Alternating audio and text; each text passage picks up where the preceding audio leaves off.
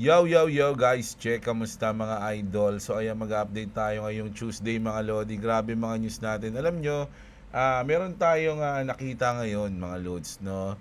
At pwede pa lang mangyari sa atin ang 'di ba ano tayo mga idol, no? Ang chart natin ganyan, no? Pwede pa pala, no? Meron pa pala tayong chance mga idol na ang mangyari is sa konso. Ayan, ito yan eh.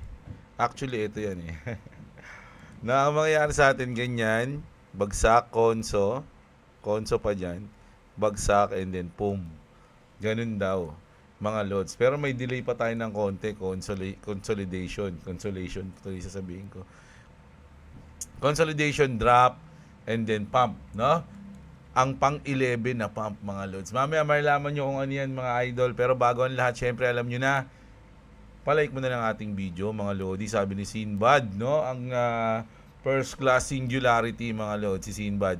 So, palike ng video mga lodi. At syempre sa mga gusto ng ganitong content, everyday news, everyday update sa crypto world at syempre sa global news natin. Subscribe na kayo sa ating channel. Okay, let's go mga idol. Grabe, mag-news muna tayo mga lods, no?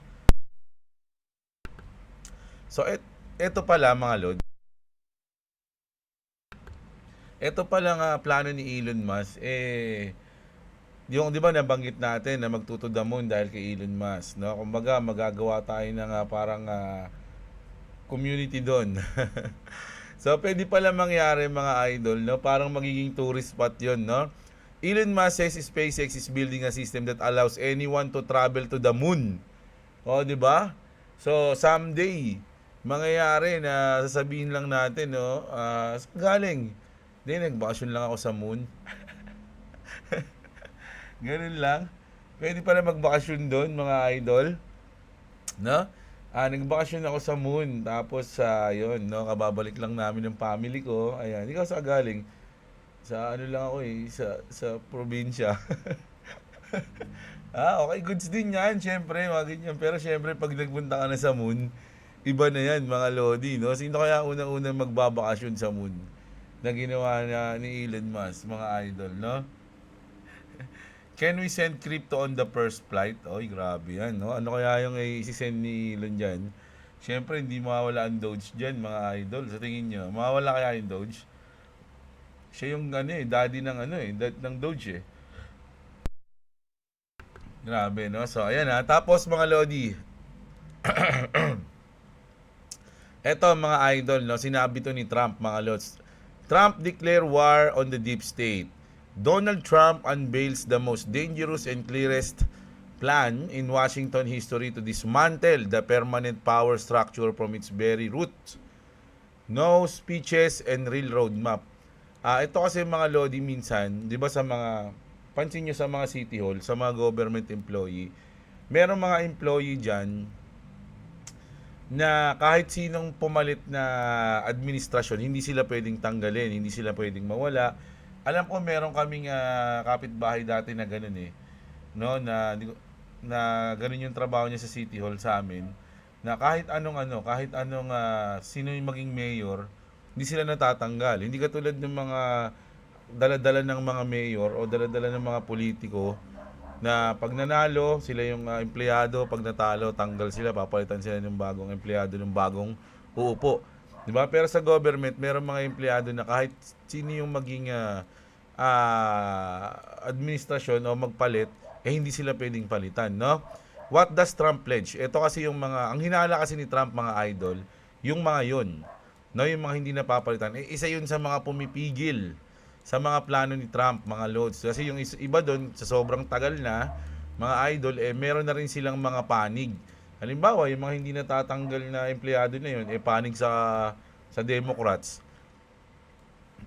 Kumbaga, may mga pumipigil sa kanila, ay sa mga plano ni Trump, para may satupad yung iba, yung kanya may batas na ganito, pero ayaw ng mga sotoy na yun, mga ganun. No, so kailangan niyo daw linisin, mga lodi, no? Purge, ayan, no? Purge the bureaucracy by restoring the authority of the fired disloyal employees. So, ayan mga yan. Restructure national security and intelligence agencies and and their politicization, no? Politicization. Ano ibig sabihin nun? Reform the FISA courts after accusations of abuse and negligence. Expose spying and surveillance through a real truth and reconciliation commission. Declassified documents that were never supposed to be seen by anyone. Prosecute leakers who collude with legacy media criminally. Achieve genuine independence for Inspector General instead of protecting agencies. No, kasi syempre, sa tagal nila dyan, mga idol, meron na sila talaga, parang meron na sila sarili. Mga lods kumbaga, tayo yung grupo na hindi natatanggal. So, tayo yung masusunod kung kakampi tayo dito sa administrasyon na to o hindi. Pag ayaw natin, kontrahin natin. Ganyan. No? Pag gusto natin, di suportahan natin. Kunyari ngayon, gusto namin tong administrasyon and then natanggal na siya pero kami hindi natanggal. Tapos yung pumalit, ayaw natin. So, ang mangyayari, magiging bias ka ngayon. Lahat ng sasabihin ng mga ayaw, dun sa administrasyon na ayaw mo, magkakaroon kayo ng problema, magkakaroon ng conflict yan. Kasi naiwan pa rin yung pagmamahal mo dun sa dating administrasyon. Diba? Kung kakasuhan nila yun, di tutulungan nyo yung dating administrasyon. So, hindi nagiging patas. Parang ganon. Establish permanent oversight of intelligence agencies to stop domestic spying and disinformation. No? May mga ganyan na yan, mga loads, no? Nagiging spy na sila ng mga kalaban ni Trump. Relocate to 100,000 federal jobs outside Washington to real America.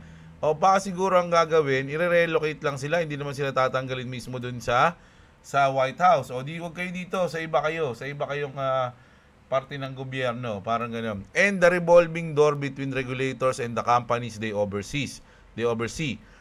Push for a constitutional amendment to impose term limits on members of Congress. The message, ano yung pinaka-mensahe ni Trump dito? Either a government held accountable or no government at all. The battle has begun from the inside. So lalabanan muna ni Trump yung mga nasa loob na kumukontra sa kanya, mga lodi, mismong sa loob ng kanyang departamento, mga idol. At syempre hindi natin alam kung anong magiging reaksyon ng mga iba dyan. Pero kasi nasa batas ata yun na hindi sila pwedeng tanggalin or something. So we don't know kung ano yung mangyayari. Hihintayin na lang natin. Pero mabigat tong sinabi ni Trump kasi sabi nga rito, parang siyang nag-declared ng war sa loob mismo ng yung mga nasa loob ng kanyang departamento, no? O yung gobyerno niya. Yung mga kalaban niya ron, lilinisin niya kumbaga. Ganun yung mangyayari. Di ba? So, malupit yan. O, speaking of Trump, no? Sabi ni Trump, mga idol, President Trump says the US economy can grow at 50% if Kevin Warsh does his job right as a Fed chair. So, alam niyo mga idol, ngayon pa lang, alam na nila na papalitan na si Jerome Powell ni Kevin Warsh, no? So, ano na yan, inevitable na yan. So, ang mangyayari, mga lodi, marami na agad nag-aalangan o kung ano yung mga gagawin nila, agad nag-isip na sila, nako, mukhang alam na natin ito mangyayari. Pag-upo ni Kevin Warsh, magiging positive sa government yung Fed. No? Kumbaga, lahat siguro ng sasabihin ni Trump, gagawin ni Kevin Warsh. No? So, ano mangyayari sa market pagka ganyan? So, nagkakaroon na agad sila ng plan.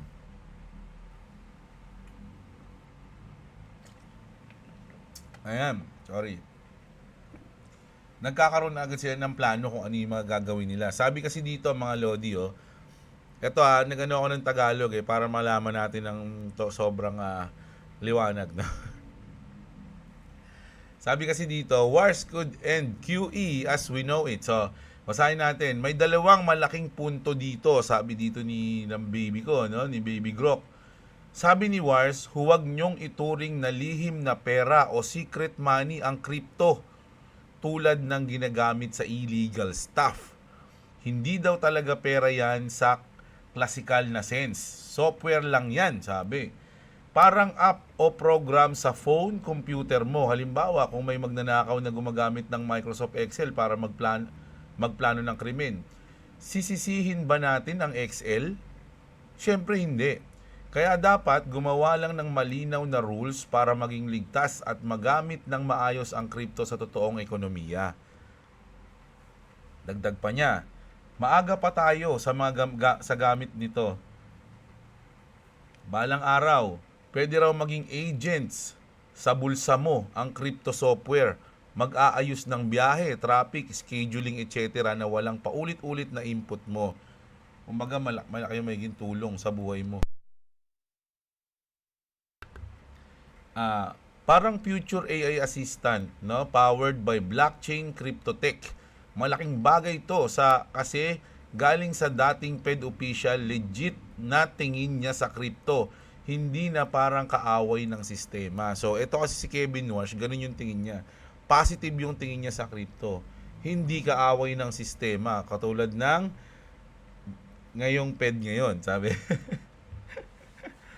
Posibleng tapusin ang QE. Ano ba yung QE? Yung quantitative easing. Yung ginagawa ng Fed na bumili ng maraming bonds, utang ng gobyerno yan, mga idol, no?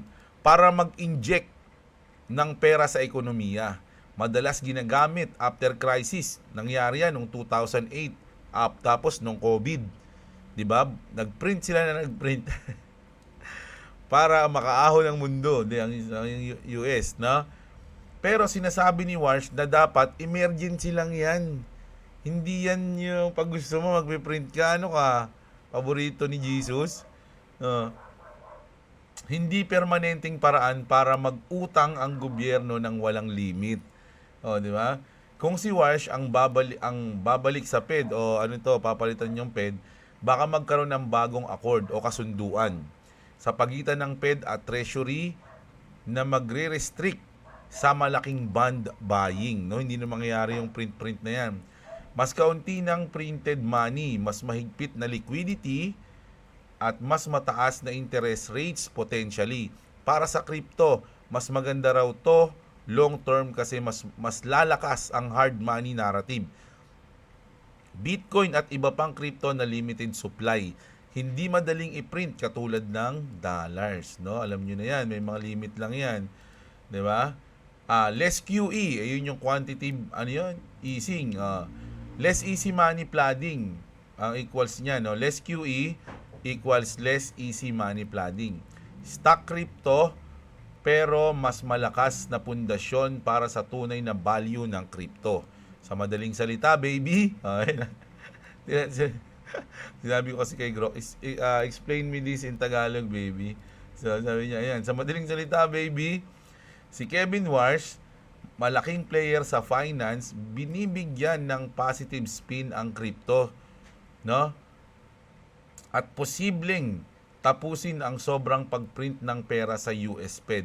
Magiging mas bullish to para sa Bitcoin, crypto sa future kasi mas sound money ang mundo, no? Exciting time sa crypto world, di ba? Mga idol, so ini-expect na nila to na pag umupo to si Kevin Warsh, mga idol, magkakaroon, kung hindi malaki, magkakaroon ng konting pagbabago sa pamumuno ng Fed, sa mga rules diyan, magkakaroon ng kakaiba o mag-iiba siguro, hindi natin alam, pero positive pa rin ang tingin ng lahat diyan, mga idol. So hindi katulad ni Jerome na medyo maraming galit o something, lalo na si Trump. Galit na galit siya kay Jerome. Pero to, once na umupo to, no? Tatanong natin kailan ba papalitan ni Kevin si Jerome bilang Fed chair? Babes. Babes natin. Okay. Baby. So here's the tea on Kevin Warsh replacing Jerome Powell Fed chair. Si Jerome Powell, yung current chair team as chair, magtatapos May. Sabi sa inyo May. Akala ko March. May pala. May 2026 is specifically around May 15 to May 23. Mga idol, no? January, February, February tayo ngayon, March, April, May. So 3 months pa mahigit. 3 months pa mahigit. Sabihin natin 4 months. No, depende sa source, pero mostly sinasabi May 26. Yung kanyang fully board term hanggang 2028 pa, pero sa as chair hanggang May lang 'yan. Oh. So hanggang May siya. Tapos noong January 13 announcement ni Pre, ayun na nga siya na 'yon, no. Pero hindi pa siya papalitan agad. Tignan natin 'to. Tapusin natin. Baka meron pa eh. Para maging bagong, ulitin ko na nga. Tapos noong January 30, 2026, in-announce ni President Trump na ninominate niya si Kevin Warsh para maging bagong Fed Chair pagkatapos ni Powell. Meaning, si Warsh ang pick ni Trump para take over sa position na yan. Pero hindi pa siya papalitan agad-agad. Kailangan muna ma-confirm ni Warsh ng US Senate. Yung iba, sinasabi challenging daw, kaya may politic involved. Pero expected na ma-approve na siya eventually. Kung ma-confirm, mag-start na siya Fed sa May din, kapag natapos na talaga ang term ni Powell. Sa madaling salita, papalitan niya palitan siya ni Kevin kay Jerome around May 2026, assuming na ma-approve ng Senate, na mukhang malapit nang mangyari based on current buzz. Exciting yan for crypto world kasi hawkish si Wars, pero may positive views sa innovation like crypto. Ayan na mga idol So, in-expect na nila yan. So, alam nyo na ang susunod na mangyayari sa May. So, kapit lang mga idol, no? Ako, isa kasi yan sa pwede maging catalyst ng crypto, mga lods mapalitan yung Fed, tsaka mapasa yung Clarity Act. Yung dalawa na yan, for me, ayan yung isa sa mga pinakamalaking news, no, na makapag-pa-bounce ng crypto natin, mga idol. Yung Clarity Act, mapalitan yung Fed. Ayun, mga idol, no? Sa tingin ko lang naman, pwedeng mali tayo dyan, mga idol. Sa Pilipinas naman, the Bangko Sentral say it will periodically review. Pag sinabi kasing periodically review, parang paulit-ulit na i-review yan di ba? Parang ganun yan. Periodically review the current pause in giving license to crypto exchange. No, alam nyo, dito pa rin tayo sa Pilipinas, ay sa US, ang dami na nangyayari. Sa Pilipinas, andito pa rin tayo kung bibigyan ng lisensya yung mga foreign exchange. Grabe, no? Wala nga nakalagay na foreign exchange, crypto exchange lang. Baka ultimo yung mga crypto exchange dito sa Pilipinas, ni-review. Pas tayo dyan, mga idol. Tomorrow, sabi dito ni Financelot, mga lods, no? Tomorrow is a critical day. Similar to January 13. Ano ba meron ng January 13, mga idol? Ito ata. Ay, hindi. Ito nung January 13. Ayan. 2022. Kamukhang kamuka, mga lods, no? Sa Nasdaq to, Nasdaq Futures, January 13, 2022 nandito. So, eto yan, mga idol. So, asahan nyo na raw, parang ang mangyayari, babagsak bukas. Alam nyo ako, mga lodi, nag-iipon ako ngayon. No? Actually, unang ginawa ko is lahat ng mga butal ko sa mga crypto na binili ko, iniwan ko. Ay, tinanggal ko. So, yung mga tinanggal ko na yun, sinet aside ko. Tapos, magti-trade na ako, mga lods. Kasi kailangan Ayoko pa sana mag-trade. Sabi ko nga kay boss, ngayong February, parang ayoko mag-trade magbubudega lang ako kung sakali, kung kaya.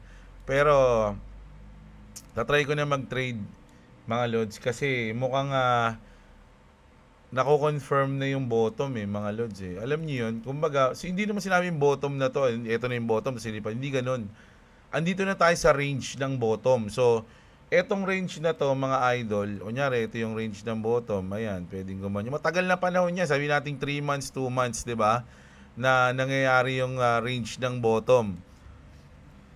Ang gusto ko mangyari kasi, kumita tayo and then makapagbudega tayo sa range na yan. No? O makapag-trade o makapag-position tayo sa range na dito sa range ng bottom lang sa akin lang to ha mga lods. Sabi ko nga pwede pa ay mamaya may sasabihin ko sa inyo na pwede pa yan bumaba. So ngayon gusto kong mag-trade pero hindi ko muna ibubodega. Kumbaga ang mangyayari iipunin ko lang yung mga trade ko. And then once na maramdaman ko na palipad na, saka ko lang ibubuhos lahat sa bodega yung mga naipon kong trade mga lods. Ganun yung nasa isip ko ngayon mga idol, no? So ayan. O eto na, part 2, round 2. Bukas to ng tinanong ko si Grok, sabi niya rito baka mga madaling araw to mamaya, no? Webes ng madaling araw kasi nga syempre 12 ano tayo, 12 hours advance tayo. White House Stablecoin Summit Round 2, February 10. So, February 10 ngayon, malamang bukas to. Big Banks Meeting from Crypto, JP Morgan. Ayan. Ripple, JP Morgan, Coinbase, no? And Circle. Ayan, Circle, di ba? Ayan, Circle Industry Groups. Banks want clarity, crypto wants fair rules. Ripple's bridging both worlds, no? Kumbaga kahit anong mangyari dito, may ano may benefits, ayun yung words na benefits yung iniisip ko eh. May benefits yung Ripple, no? Kahit anong mangyari diyan. Pero syempre dapat nandiyan yung Ripple sa meeting na yan. So hintayin natin to, baka bukas nga to na madaling araw. Mamaya actually mga alas 4 daw. Sabi ni Grok, no? Kasi may schedule na sila pero hindi naman syempre mga American time. Filipino time laging late eh. So ayan, mamaya pa yan mga idol. Ito, lahat ng mga umaatake sa MicroStrategy at sa Bitcoin, pakinggan nyo to. Papanisin kayo ng strategy. Sabi dito, strategy bought the bloodbath mga idol, no? Pong Lee, kaya si Pong Lee? Hindi ito si si Paul Lee.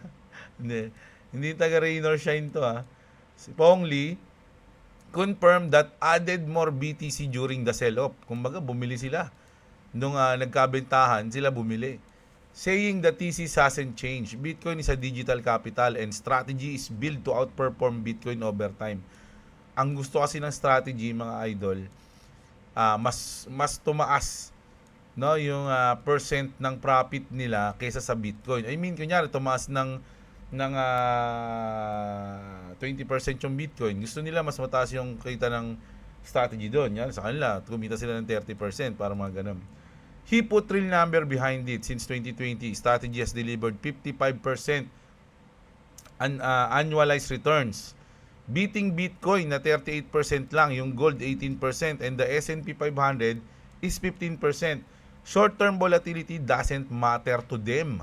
No, walang pakialam yung MicroStrategy diyan sa short-term volatility kahit bumagsak pa yan, no? Paper loss doesn't matter to them kahit na bumaba yung makita na, oy, negative na, wala sa kanila yun mga lods, no? Their KPI is simple, more Bitcoin per share. When panic hits, they don't flinch, they accumulate. Panis kay Pong Lee. Ayun si Pong Lee mga lodi di ba? Kumbaga, sabi niya na, okay lang yan. Kahit na bumagsak pa yan. Bibili kami ng bibili, no? Hindi kami, they don't flinch eh. We don't flinch, we accumulate, di ba? Kaya wag niyo nang asahan na matatalo niyo yung MicroStrategy. Yung mga big banks diyan, wag niyo nang asahan na mapapabenta nyo si Michael Saylor, mga lodi, dahil mukhang malabo pa sa sabaw ng pusit yun, mga idol, no? So, good luck kung gusto nyo silang talunin. Okay, so ito. Sabi nga dito ni Fed Governor Waller, sabi niya, major crypto crashes, normal. Di ba? Kung yung iba kasi nagpapanik sabi niya normal and says, these dips have happened before. So, lagi nangyayari yan mga idol. Di ba? Alam niyo na yung tatlong rules na sinabi ko sa inyo, di ba? Unang rules mga idol, kahit gaano lumilipad yan mga lodi, babagsak yan mga idol. Magko-correction yan. No? At kung gaano naman kabagsak at bagsak yan mga lodi, magbabounce yan mga idol. Ganun yan, no? Mararamdaman mo parehas yan. Pero ang pinaka last rule natin is hindi mo matatimingan kung saan yung top at kung saan yung bottom. Hindi mo matatimingan yan mga lods. Ayun yan. So ngayon, nasa bottom tayo o range ng bottom. Hindi ko sinasabing bottom na eh. Kumbaga din tayo sa range ng bottom, no? Pero, hindi mo yan kayang timingan, mga lodi. Madudurog ka dyan, mga idol. Eto, from Ripple, ito kasi mga lods eh. Kasi di ba marami pa rin nagsasabi, wala, kahit ano pang sabihin mo, Jeblo, Ripple, XRP Ledger, yan lang ang nagkakaroon ng partner. Sila lang ang mga malulupit na yung XRP wala yan, hindi naman sila naapektuhan, ganito ganyan. 'Di ba? Sasabi dito mga idol ito, gusto mo na, paano tayo? Kay Mr. Man muna tayo. Dito muna tayo sa CoinDesk.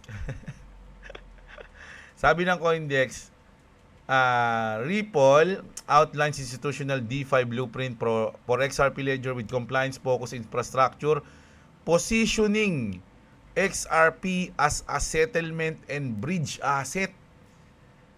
No, hindi pwedeng mawala yung XRP dito sa dalawa na yan.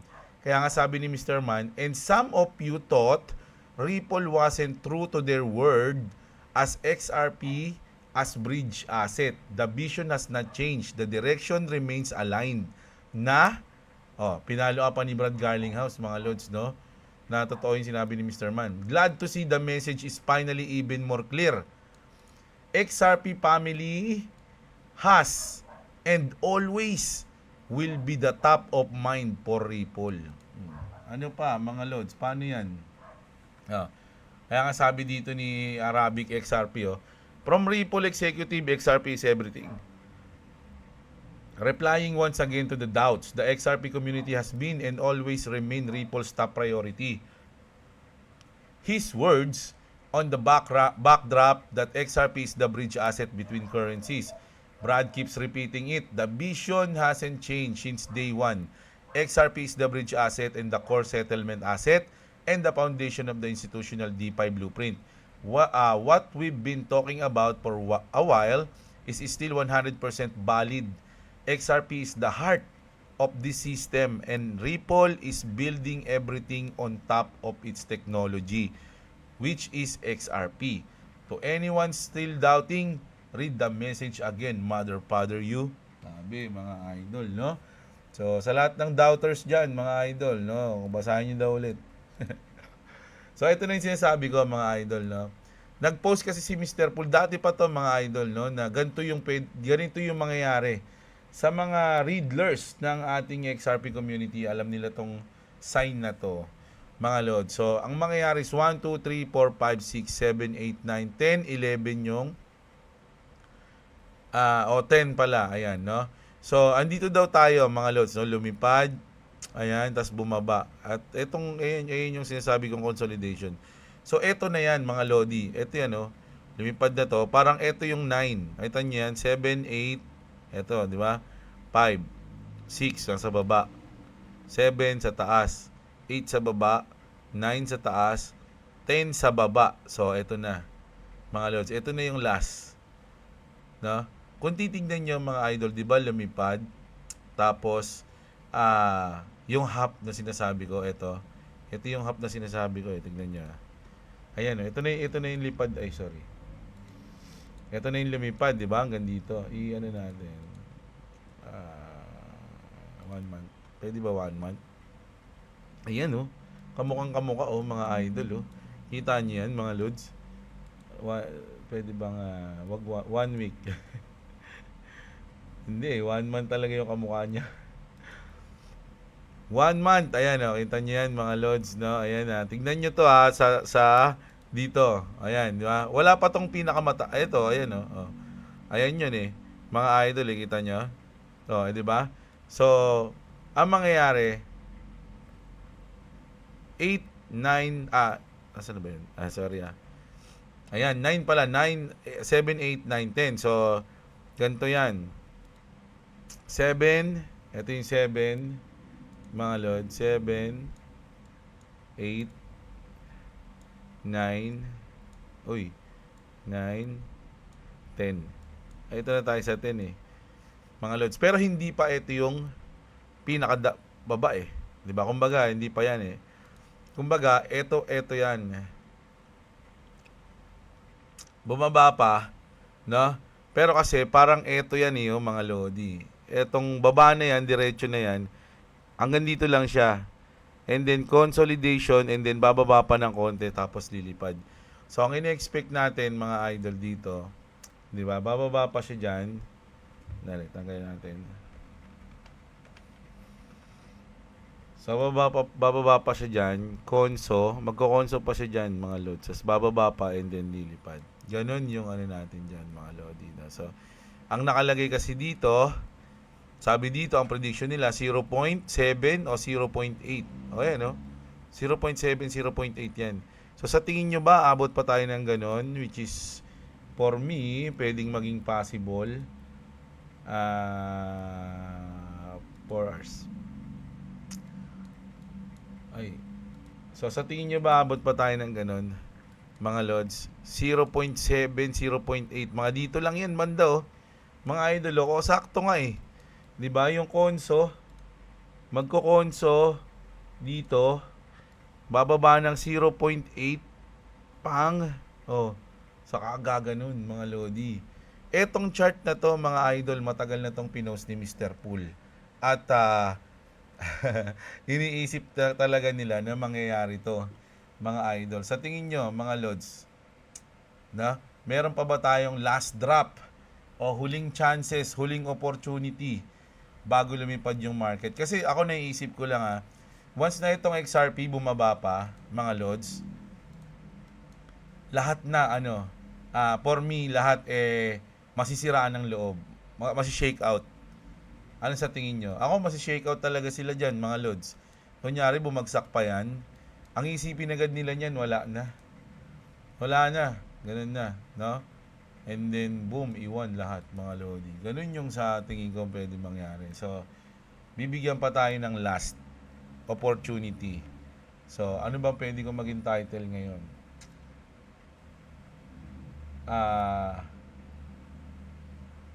Last chance to get out o last chance to get in?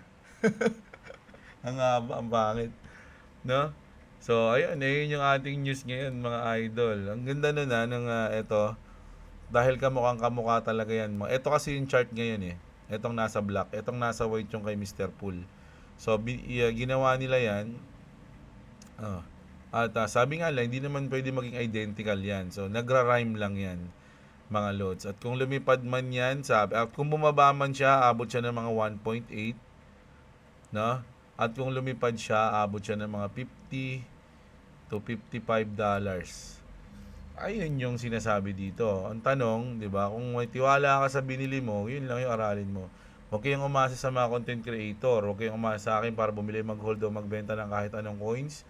Do your own research dahil I'm not a financial advisor, mga lodi, no?